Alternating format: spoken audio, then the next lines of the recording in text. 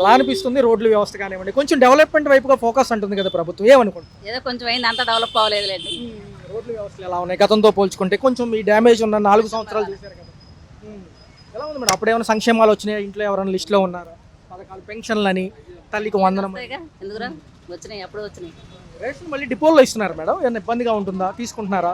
మాకు ఎవరికి రేషన్, మాకు వైట్ కార్డు కాదు. మరి పవన్ కళ్యాణ్ గారు ఉన్నారు ఒక పక్క, చంద్రబాబు గారు, లోకేష్ గారు అటు పక్క చూస్తే గతంలో ఆయన చేశారు ఎవరైతే ఉన్నారో మాజీ ముఖ్యమంత్రి. ఎలా ఉంది వ్యత్యాసం? ఎలా ఉంది? అట్లా ఇంకా చేస్తాను కానీ ఇంకా చేయాలి, కరెంట్ బిల్లు బాగా వస్తున్నాయిగా. మరి అమరావతి, పోలవరం ముందుగా చూస్తున్నారు. పోలవరం, అమరావతి అయితే కనుక ఎలా ఉంటుంది? కంపెనీలు వరదే అంటున్నారు కదా, అంటున్నారు, మరి రావాలిగా. భవిష్యత్తు మరి ఎలా ఉంటుంది యువతకి రేపు ఒక 4 ఏళ్ళ తర్వాత ఎలా ఉండదు? ఏమో మనకి చూస్తే కానీ తెలియదు మనకి. సింగపూర్ పర్యటనకి వెళ్తున్నారు ఈ నెలాఖరులో, కంపెనీలు వస్తాయి అంటున్నారు, ఎలా ఉంటుంది? ఐటీ సెక్టర్ విశాఖ అంటున్నారు కదా, వచ్చాక అప్పుడు చెప్పాలి మనం, అప్పుడుదా చెప్పకూడదు కదా. అది వస్తే కనుక మన పిల్లలు కానివ్వండి రాష్ట్రాలు దాటి వెళ్ళకుండా ఇక్కడ చేసుకోవచ్చు. చేసుకోవచ్చుగా, వస్తే మనకే మంచిదేగా. పెరిగిన కరెంట్ ఛార్జీలు ఏమైనా ఇబ్బందిగా ఉన్నాయా? స్మార్ట్ మీటర్లు అంటున్నారు కదా, కరెంట్ ఛార్జీలు పెరిగినాయిగా. ఎలా ఉంది మేడం? మరి ఈ స్కీమ్స్ అన్ని మంచివేనంటారా? సూపర్ 6 చెప్పున్నారు కాబట్టి ఏమన్నీ అమలు చేయట్లేదుగా. గడప గడపకి ఏమైనా వస్తున్నారా? ప్రోగ్రామ్ పెట్టారు 5 వీక్స్ అన్నారు. రావట్లేదు. మానవ జీవితంలో సామాన్య మానవుడికి ఏ విధమైన బెనిఫిట్ లేదు. అది ఏంటి సార్, గత 3 రోజులుగా కొంచెం లిక్కర్ కుంభకోణం రాష్ట్రంలో కొంచెం కలిసి వేస్తుంది, ఎలా అనిపిస్తుంది? 3,500 కోట్లు ఖర్చు. ఐడియా లేదు. జనరల్గా వార్తల్లో చూసిన అంశాలైనా చూడడమే. ఏమండి, వాళ్ళు వచ్చిన కాడి నుంచి వీడి మీద బుర్ర చల్లుదాం, వీడు వచ్చిన కాడి నుంచి వాడి మీద బుర్ర చల్లుదాం, అంత మించి ఏమీ లేదు. అంటే ఇవి ఏమైనా హెల్ప్ అవుతాయి? నిజంగా జరిగితే కనుక 3,500 కోట్లు ఏమైనా హెల్ప్ అయ్యే ఖజానాలో ఉంటే కనుక అది పట్టుకోవడానికి సుపీరియర్స్ ఉన్నారు, అధికారులు ఉన్నారు, సిబిఐ వాళ్ళు ఉన్నారు, ఏసీబీ వాళ్ళు ఉన్నారు, సిట్ వాళ్ళు ఉన్నారు, వాళ్ళు చూసుకుంటారు. మీడియా వాళ్ళు ఏముంది, ఒకళ్ళ మీద ఒకళ్ళు బురద జల్లుకోవడం తప్పిస్తే ఏదైనా ఉపయోగపడే మాటలు ఎవరైనా మాట్లాడుతున్నారా? A1 కాడి నుంచి A40 వరకు కూడా చాలా మంది ఉన్నారు కాబట్టి గత నాయకులందరూ కూడా కొంతమంది అప్రూవర్లుగా మారుతున్నారు. ఎందుకంటారు? తమ యొక్క స్వలాభం కోసం అంటారు. అట్లా కాదు, రాక అవకాశం వచ్చింది. ఎవడు ఎంత జోగు చేస్తే అంత గొప్ప, అంత మించి వేరేమీ లేదు. అది అంటే ఇదే హైలైట్ అవుతుంది. మరి కేంద్ర ప్రభుత్వం ఏం చేస్తుంది? మాజీ ముఖ్యమంత్రి గారి వరకు వెళ్తుంది ఆ విషయం, అంటే అరెస్టుల పరంగా అది లీగల్ డిపార్ట్మెంట్ వాళ్ళు చూసుకోవాలి. ఇప్పుడు భారతదేశంలో అతి గొప్ప వాళ్ళు ఎవరంటే న్యాయస్థానం వాళ్ళే.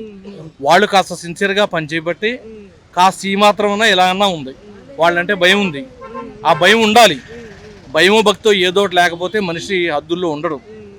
కాబట్టి న్యాయ వ్యవస్థ చాలా పటిష్టమైంది, చాలా గట్టిది. అయితే సత్వరం తేలదు అంతే. అది 14 రోజుల రిమాండ్, ఆగస్టు 1 కదా విచారణ. మరి ఎలా ఉండబోతుంది? బెయిల్ దొరికే అవకాశం కూడా తక్కువ ఉంది అంటున్నారు. ఇలాంటి ఎలా ఉంటాయి కేసులు ఎక్కువ శాతం? మీ మీడియా ద్వారానే చూద్దాం మనం ఏం జరుగుతుంది అనేది. మీకు తెలిసినట్టు సామాన్య మానవులు తెలియదు. ఇప్పుడు తెల్లారితే న్యూస్ ఛానల్స్, పేపర్లు చదవడం సరిపోతుంది. ఇక ఉద్యోగాలు చేయడం కూడా కుదరట్లా, అంత బిజీ ఛానల్స్ వచ్చేసాయి. ఆఫీసులో కనుక పేపర్ చదివితే సాఫ్ట్వేర్ ఉద్యోగం వాడు ఇంటికి వెళ్ళిపోమంటాడు. 9 గంటలకు సీట్లో కూర్చోవాలండి, 7 గంటలకు దిగాలి. పేపర్ చదివితే Friday evening pink colour cover table మీద పెడతాడు, అంతే, ఇంటికి వెళ్ళిపోవని. అది ఫ్రీడమ్ ఉన్న ఒకే ఒక్క వ్యవస్థ మీడియా అండి, అర్థమైందా? వాళ్ళే సిన్సియర్గా పనిచేస్తే ఇవన్నీ జరగవు. అది ఇప్పుడు ప్రభుత్వాలు మారినా జనరల్గా కక్షపూర్తి చర్యలు కింద తీసుకోవచ్చా? అలా అని చెప్పడానికి వీల్లేదు. ప్రజలను నెగ్గించినప్పుడు ప్రజల్ని పరిపాలన చక్కగా చెయ్యాలి అనేది మానేసి వాడిని వీడి తిట్ట, వీడిని వాడి తిట్ట, ఇది ఏమైనా ఉపయోగం ఉందా? గ్రోత్ ఏమైనా ఉందా? కొత్త రాష్ట్రం ఏర్పడింది, ఎన్ని పనులు ముందున్నాయి. ఎప్పటి పోలవరం ప్రాజెక్టు అవుతుందా? నేను పుట్టక ముందు నుంచి పోలవరం పెండింగ్. మా డాడీ తన చిన్నప్పుడే పోలవరం పెండింగ్ అన్నారు. ఏదో ఇప్పుడు లైన్లోకి వచ్చిందంటే ఎవరి కాళ్ళు దెక్కిస్తున్నారు. మళ్ళీ వర్షాకాలం వచ్చేసింది, వరదలు మొదలైంది, పోలవరం పనులు జరగవు. ఏమండి, చిత్తశుద్ధి ఉండాలి, చెయ్యాలి అని నీతి ఉండాలి.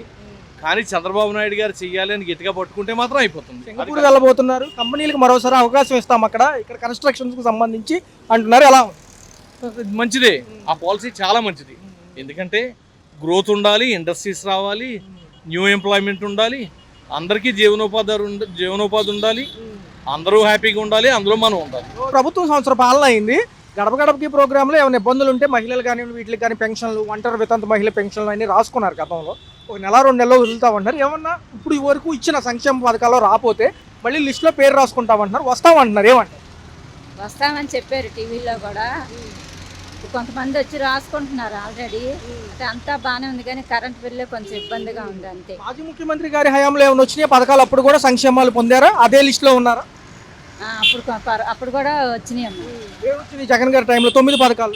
9 అంటే మామూలు ఇయే పెన్షన్లు, రేషను, పిల్లలకి డబ్బులు చదువులకి, అంతే. ఏదో 40 సంవత్సరాల వాళ్ళకి డబ్బులు. కరెంట్ బిల్లు ఏమైనా భారంగా ఉన్నాయి గతంతో పోల్చుకుంటే?